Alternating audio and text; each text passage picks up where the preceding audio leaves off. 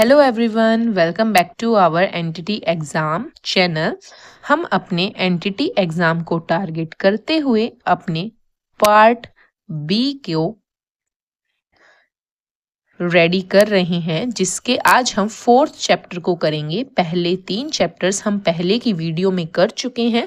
अगर आपने उन वीडियोस को नहीं देखा है तो फर्स्ट चैप्टर से शुरू करके अपने इन वीडियोस को कंप्लीट करते जाएं और अपने पार्ट बी की तैयारी को स्ट्रॉन्ग रखें, क्योंकि होपफुली हमारा डीएसएसबी का एग्ज़ाम फेब या मार्च में होने के पूरे चांसेस हैं, क्योंकि ऑलरेडी हमारा एग्ज़ाम बहुत डिले हो चुका है। तो अपने ये जो टाइम हमें मिला है, इस टाइम में हमें अपनी प्रिपरेशन को काफ़ी स्ट्रॉन्ग करना है, ताकि कोई भी ऐसा चांस ना बने कि हम 1 या 2 नंबर से रह जाएं। और हमारा पार्ट भी ऐसा है जो काफ़ी स्कोरिंग होता है, जिसमें हम इजीली अंडरस्टैंडिंग डेवलप करके और अपने मार्क्स को अप लेके जा सकते हैं काफ़ी हाई लेवल पर। और आपको पता ही होगा कि डीएसएसबी में एनआईओएस का कितना इम्पोर्टेंट रोल है। हम एनआईओएस को स्किप करके नहीं जा सकते। तो हमने अपने इस चैनल पर फर्स्टली एनआईओएस को कंप्लीट करने का टारगेट रखा है। हम अपने 22 चैप्टर्स हैं हमारी एनआईओएस में, उनको कंप्लीट करेंगे। आफ्टर दैट हम एनसीएफ कंप्लीट करेंगे अपना, जो हमारा फाउंडेशन स्टेज के लिए है। ऐसे करके हम अपने पार्ट बी को काफ़ी स्ट्रॉन्ग करने के लिए स्ट्रॉन्ग करेंगे। तो आपसे यही रिक्वेस्ट है कि मोटिवेटेडली अपने पार्ट बी को तैयार करें, पार्ट 1 को भी तैयार करें, क्योंकि दोनों में अच्छे मार्क्स लेंगे तभी हम मेरिट में आ पाएंगे। तो अपनी तैयारी को जारी रखें और पूरी मेहनत और लगन से तैयारी करें, ताकि इस बार हम अपनी एक सीट को पक्की कर सकें। तो लेके माँ सरस्वती का नाम और शुरू करेंगे अपना अध्ययन। आज का हमारा चैप्टर है भारत में ईसीसी नीतियाँ, योजना और कार्यक्रम। ईसीसी के लिए भारत में सरकार ने क्या नीतियाँ, क्या योजनाएं और क्या कार्यक्रम बनाए हैं बच्चों के लिए, उसके बारे में हम पढ़ेंगे इस चैप्टर में। थोड़ा मैं जूम कर देती हूँ ताकि आपको अच्छे से विजिबल हो भारत। और फर्स्टली मैंने सभी इंपॉर्टेंट पॉइंट्स को हाईलाइट कर दिया है, जिससे आपको इंपॉर्टेंट पॉइंट्स का पता चल जाएगा और आपका टाइम ज़्यादा वेस्ट नहीं होगा और आप जल्दी जल्दी इंपॉर्टेंट चीज़ को कंप्लीट कर लेंगे, जिससे आपका इंपॉर्टेंट पॉइंट भी नहीं छूटेगा। तो हम हाईलाइट पॉइंट्स को पढ़ेंगे। और अगर आप नोट्स बनाना चाहते हैं तो साथ में नोट्स बनाएं, क्योंकि उससे बेहतर कुछ नहीं होता। नोट्स बनाना इम्पोर्टेंट है, क्योंकि आप एग्जाम टाइम में नोट्स को ही रिवाइज कर पाएंगे। और अगर आप नोट्स नहीं बना सकते तो कोई बात नहीं, हम आपको पीडीएफ प्रोवाइड करेंगे। आप पीडीएफ में जो भी हाईलाइट पॉइंट्स है उनको एक बार रिवाइज कर सकते हैं और अपनी अंडरस्टैंडिंग डेवलप कर सकते हैं। तो शुरू करते हैं। भारत सरकार ने सभी बच्चों के कल्याण हेतु कई नीतियां, योजना तथा कार्यक्रम की शुरुआत की है तथा उन्हें क्रियान्वित किया है। ये कदम एक अनुकूल वातावरण के निर्माण तथा बच्चों को उनके विकास तथा अधिगम की प्रारंभिक अवस्था के दौरान सुविधा हेतु मार्ग के रूप में कार्य करेंगे। अब भारत सरकार ने बहुत सारी नीतियां बनाई हैं ताकि बच्चों का विकास और अधिगम काफी अच्छे तरीके से हो सके। इसमें बहुत सारी नीतियां दी गई हैं जो हमारे लिए बहुत इम्पोर्टेंट हैं। ईसीसी के लिए सरकारी पहल की आवश्यकता। अब आवश्यकता क्यों हुई, सरकार ने जो पहल की उसकी आवश्यकता हमें क्यों हुई, उसके बारे में हम पढ़ेंगे। बच्चों के लिए गुणवत्तापूर्ण ईसीसी की सुनिश्चितता हेतु भारत सरकार सबसे पहले हितधारकों में से एक है। बच्चों के लिए समान आवश्यकताओं और अधिकारों की सुनिश्चितता हेतु भारत कई समझौतों को हस्ताक्षर कर रहा है। वर्षों से सरकार ने बच्चों को प्रदान की जाने वाली सेवाओं की गुणवत्ता को बढ़ाने के लिए कई नीतियां और योजनाओं का निर्माण किया है, जिन नीति और योजनाओं को हम नीचे पढ़ेंगे। नीति और योजनाएं। भारत सरकार के अनुच्छेद 39 याद रखना है हमें।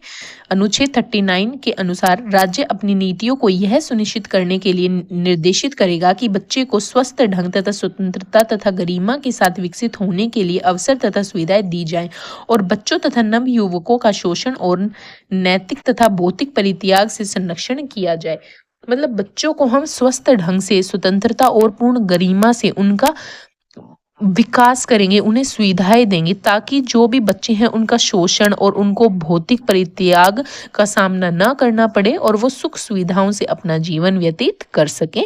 ये हमारे अनुच्छेद 39 में कहा गया है, तो आपको याद रखना है। अब हम अपनी फर्स्ट पॉलिसी के बारे में पढ़ेंगे, national policy on education NPE 1986। हमको ये वर्ष याद रखने हैं कि हमारी NPE का वर्ष क्या था, 1986। यह बाल केंद्रित तथा खेल आधारित ECC कार्यक्रम को बढ़ावा देने पर बल देती है। यह प्रारंभिक अवस्था में औपचारिक विधियों के उपयोग तथा 3R आपको पता होगा क्या है, नहीं पता तो मैं बता देती हूँ, रीडिंग, राइटिंग और अर्थमेटिक, रीडिंग, राइटिंग, अर्थमेटिक को हतोत्साहित करना है। मतलब ECC लेवल पर हमें बच्चों को रीडिंग या राइटिंग या अर्थमेटिक मतलब मैथ्स पर ज़्यादा जोर नहीं देना, बच्चों को खेल खेल में हमें सिखाना है। तो 3R को हमें हतोत्साहित करना है। यह ECC कार्यक्रम में स्थानीय समुदाय, अब हमारी लोकल कम्युनिटीज़ जो होती हैं, जिसमें हमारे पेरेंट्स, हमारे जो भी समाज में जैसे डॉक्टर, फार्मर, ये सभी होते हैं, उनकी हेल्प, उनको भी सहभागिता की अनुशंसा करनी है, ताकि उनका भी इम्पोर्टेंट रोल है हमारे स्कूल के लिए, ताकि बच्चे अपनी कम्युनिटी से जुड़ाव महसूस कर सकें। तो हमारी NEP 1986 में ये बात कही गई थी। अब हम पढ़ेंगे नेशनल न्यूट्रिशन पॉलिसी, राष्ट्रीय पोषण नीति 1986। इसका वर्ष भी 1986 है, इम्पोर्टेंट है। बच्चों के समग्र विकास के लिए पर्याप्त और स्वस्थ पोषण महत्वपूर्ण है। समाज में पोषण के स्तर को सुधारने के उद्देश्य से चलते देश में अल्प पोषण तथा कुपोषण की समस्या से निपटने के लिए भारत सरकार द्वारा नीति तैयार की गई। नीति भारत में बच्चों की संपूर्ण आबादी को सम्मिलित करने के लिए एकीकृत बाल विकास, इंटीग्रेटेड चाइल्ड डेवलपमेंट सर्विस तथा अन्य समान कार्यक्रमों के विकास की जरूरत बताती है। अब नेशनल न्यूट्रिशन पॉलिसी में बच्चों के स्वस्थ पोषण को ध्यान में रखते हुए काम किया गया, जिसमें इंटीग्रेटेड चाइल्ड डेवलपमेंट सर्विस का भी इम्पोर्टेंट रोल था, जिसमें ICDS को भी प्रमोट किया गया था, क्योंकि ये भी बच्चों के टीकाकरण, जो हमने नेक्स्ट चैप्टर में पढ़ा था, पहले वाले चैप्टर में, टीकाकरण और उनके स्वास्थ्य से संबंधी बातों को भी ध्यान रखता है। तो इसको भी नेशनल न्यूट्रिशन पॉलिसी में ऐड किया गया था, इंटीग्रेटेड चाइल्ड डेवलपमेंट सर्विस को। हमारा तथा अन्य समान कार्यक्रमों के विस्तार की जरूरत बताई। नीति राज्य सरकार से ठोस प्रयासों का आह्वान करती है। अब ये जो नेशनल न्यूट्रिशन पॉलिसी है, ये स्टेट को भी फोर्स करती है कि वो भी पोषण मानकों में सुधार के लिए राज्य स्तरीय पोषण परिषद का गठन करें। किसका? राज्य स्तरीय पोषण परिषद का गठन करें, ताकि स्टेट लेवल पर भी बच्चों के पोषण से संबंधित बातों को हम ध्यान रख सकें। राष्ट्रीय बाल नीति 2013, the national policy for children NPC 2013, ये वर्ष आपको अच्छे से याद रखने हैं। भारत सरकार ने बच्चों के कल्याण हेतु एक प्रमुख कदम के रूप में प्रथम राष्ट्रीय बाल नीति को 1974 में अपनाया। अब ये कब अपनाई गई थी प्रथम बार? 1974 में। नीति ने बच्चों को राष्ट्र के लिए अत्यधिक महत्वपूर्ण परिसंपत्ति घोषित किया। अब इस नीति ने बच्चों को अत्यधिक महत्वपूर्ण परिसंपत्ति घोषित किया। इंपॉर्टेंट है, एग्जाम में आपसे पूछ लेगा कि किस नीति ने बच्चों को राष्ट्र के लिए अत्यधिक महत्वपूर्ण परिसंपत्ति घोषित किया, तो आपको लिखना है national policy for children NPC 2013 ने। ठीक है, अब आपको पता चला कि किस तरीके से हमारे एग्जाम में क्वेश्चन पूछा जा सकता है, या फिर पूछ सकता है प्रथम राष्ट्रीय बाल नीति कब अपनाई गई थी, तो 1974 में। तो ऐसे हमारे बहुत सारे क्वेश्चन बन सकते हैं, हमें इंपॉर्टेंट पॉइंट्स को स्किप नहीं करना है। NPC 2013 उत्तरजीविता, स्वास्थ्य, पोषण, विकास, शिक्षा, संरक्षण और सहभागिता की निर्विवाद अधिकारों और मुख्य प्राथमिकता के रूप में पहचान करती है। अब हम आगे पढ़ेंगे national early childhood care and education policy. Bharat सरकार ने राष्ट्रीय प्रारंभिक बाल्यावस्था देखभाल और शिक्षा नीति को 2013 में अनुमोदित किया। तो जो हमारी national early childhood care and education policy थी वो 2013 में आई थी, वर्ष आपको याद रखना है। नीति की रूपरेखा ECC पाठ्यचर्या की रूपरेखा और ECC के लिए मानदंडों को भी सम्मिलित करती है। अब इस नीति में क्या था, ECC के लिए क्या करिकुलम होगा, क्या मानदंड रखे जाएंगे, वो सभी इसमें इंक्लूड था।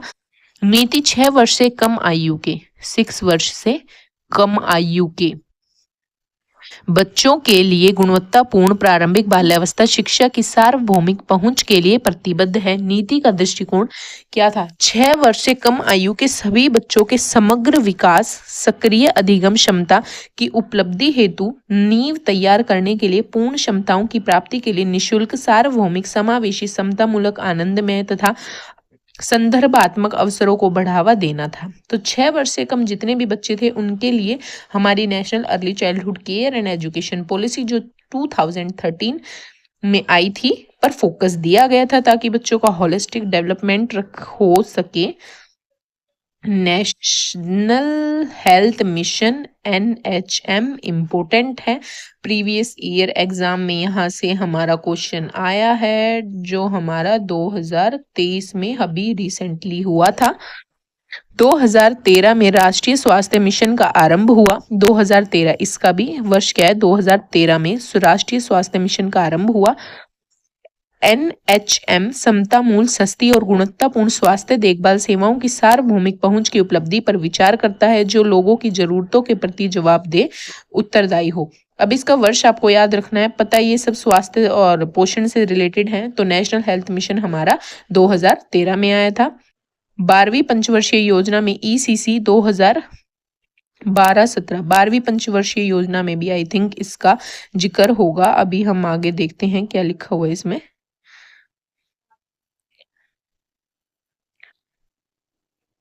12वीं पंचवर्षीय योजना सार्वजनिक, निजी तथा स्वयंसेवी क्षेत्रों में सेवाओं के सभी माध्यमों में ECC के क्रमिक सुधार के क्षेत्रों में ध्यान दिए जाने की जरूरत पर बल देती है। मतलब 12वीं पंचवर्षीय योजना में ECC पर फोकस किया गया था कि ECC को हमें बढ़ावा देना है। यह 5 वर्ष से अधिक आयु वर्ग के बच्चों के लिए विद्यालय तत्परता हस्तक्षेपों समेत 3 से 6 वर्ष की आयु के बीच के बच्चों के लिए आनंदपूर्ण प्रारंभिक अधिगम विधियों के साथ विकसित पाठ्यचर्या की रूपरेखा के प्रवेश का आह्वान करती है। अब हमारी 12वीं पंचवर्षीय योजना में भी ECC को इम्पोर्टेंस दी गई थी। 3 to 6 ईयर वर्ष के बच्चों पर ध्यान देने के लिए कहा गया था। अब ये हमारा मोस्ट इम्पोर्टेंट टॉपिक है, भारत नवजात शिशु कार्य योजना, इंडियन न्यूबॉर्न एक्शन प्लान 2014। मेरे साथ बोले Indian newborn action plan INAP 2014। Most important है क्वेश्चन, यहाँ से मेरे अकॉर्डिंग डेफिनेटली देखने को मिल सकता है। 2014 में आरंभ हुई। कब आरंभ हुई थी इंडियन न्यूबॉर्न एक्शन प्लान? 2014। यह हस्तक्षेप 6 स्तंभों को परिभाषित करता है। ये 6 स्तंभ इंपॉर्टेंट है। 4 स्तंभ दिए जा सकते हैं, पूछा जा सकता है कौन सा स्तंभ इंडियन न्यूबॉर्न एक्शन प्लान में नहीं आएगा। तो आपको ये 6 के 6 स्तंभ अच्छे से याद रखने हैं। पूर्व गर्भाधान तथा प्रसव पूर्व देखभाल, प्रसव और प्रसव के दौरान देखभाल, नवजात शिशु की तत्काल देखभाल, स्वस्थ नवजात शिशु की देखभाल, छोटे और बीमार नवजात शिशु की देखभाल, उत्तरजीविता से परे नवजात शिशु की देखभाल। इन सभी अवस्थाओं में अगर बच्चा है तो उसकी देखभाल हमारी इंडियन न्यूबॉर्न एक्शन प्लान के तहत आएगी। और हमारे ये जो इंडियन न्यूबॉर्न एक्शन प्लान है वो किस मिनिस्ट्री के अंदर आता है? यहाँ पे देखो मैं जूम करके दिखाती हूँ आपको। ये हमारा ministry of health and family welfare government India के अंतर्गत आता है। तो आपसे मिनिस्ट्री भी पूछी जा सकती है, तो ministry of health and family welfare के अंदर हमारा ये आता है। अब ये नया ट्रेंड चला है कि पॉलिसीज की मिनिस्ट्री पूछी जा रही है कि वो किस मिनिस्ट्री के अंदर आता है। तो हमने अपनी शुरुआत से ही फर्स्ट चैप्टर से ही जो भी इंपॉर्टेंट पॉइंट्स हैं किस मिनिस्ट्री के तहत आते हैं वो सब हम कर रहे हैं। तो आप निश्चिंत रहें, आपका इससे रिलेटेड कोई क्वेश्चन नहीं छूटेगा। सस्टेनेबल डेवलपमेंट गोल SDG 2030 तक कंप्लीट करने का टारगेट है इसका।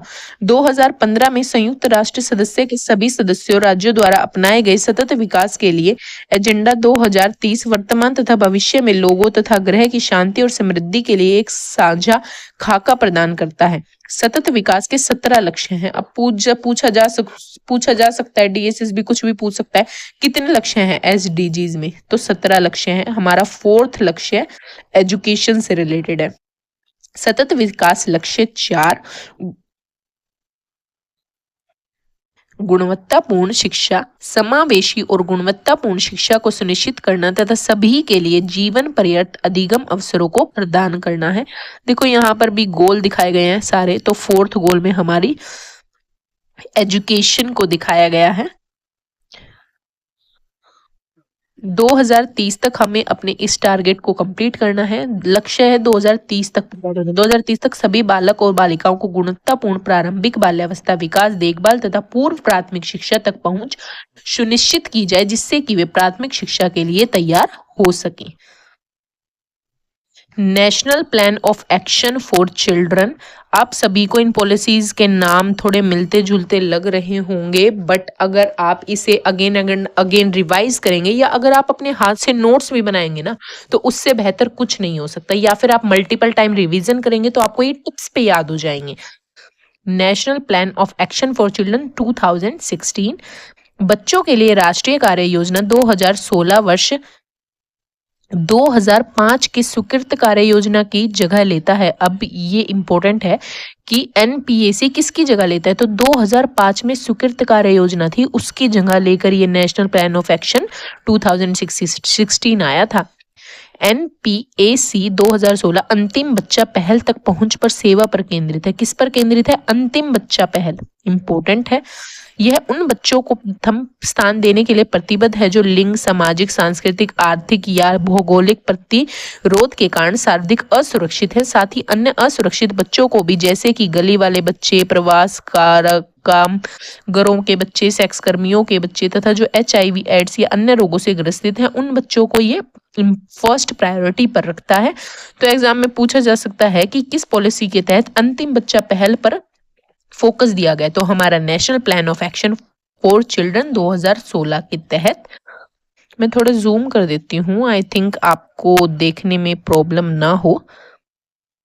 एनपीएसी 2016 सभी बच्चों को उत्तरजीविता, आत्मसम्मान, स्वास्थ्य, पोषण, शिक्षा, विकास, संरक्षण और सहभागिता के अधिकारों को सुनिश्चित करने के लिए लक्ष्य रखती है। ये बच्चों को अधिकारों को सुनिश्चित तथा और उनके विकास को बढ़ावा देने के लिए राज्य स्तरीय कार्यक्रम विकसित करने हेतु राज्यों तथा केंद्र प्रशासित को भी एक रूपरेखा प्रदान करती है, ताकि यूटी और स्टेट भी उसके लिए वर्क कर सके। अब हमारे ये नेशनल प्लान ऑफ एक्शन किसके तहत आता है? Ministry of women and child development के अंदर आता है। इंपॉर्टेंट है।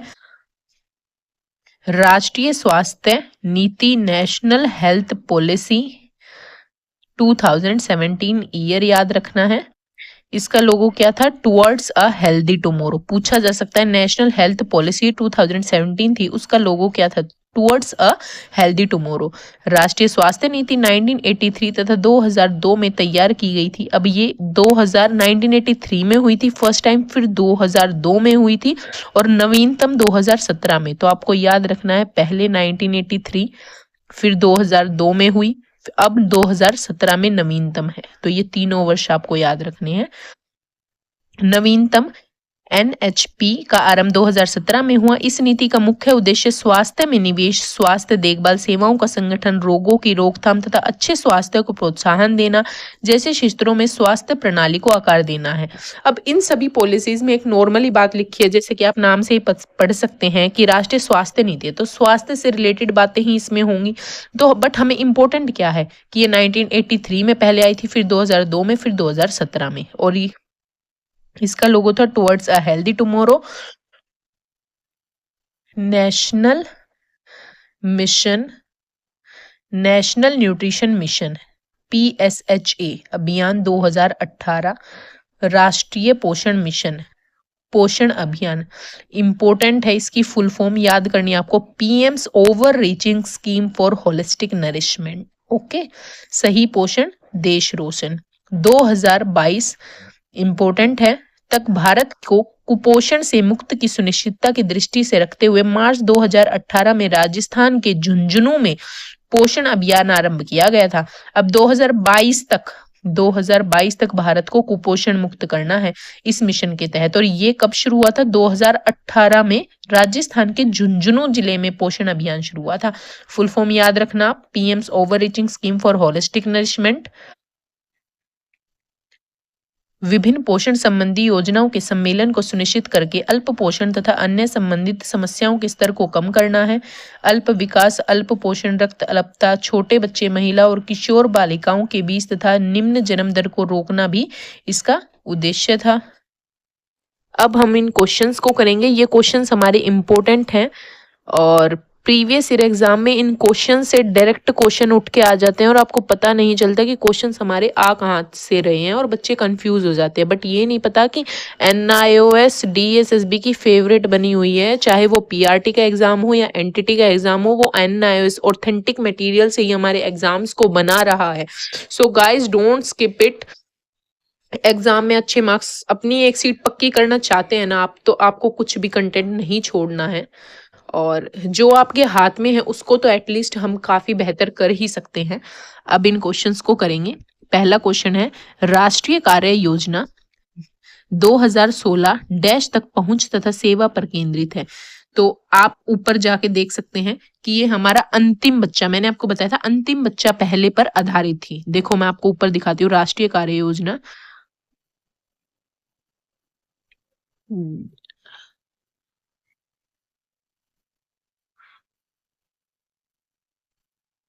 देखो guys, national policy for children, राष्ट्रीय बाल नीति 2016।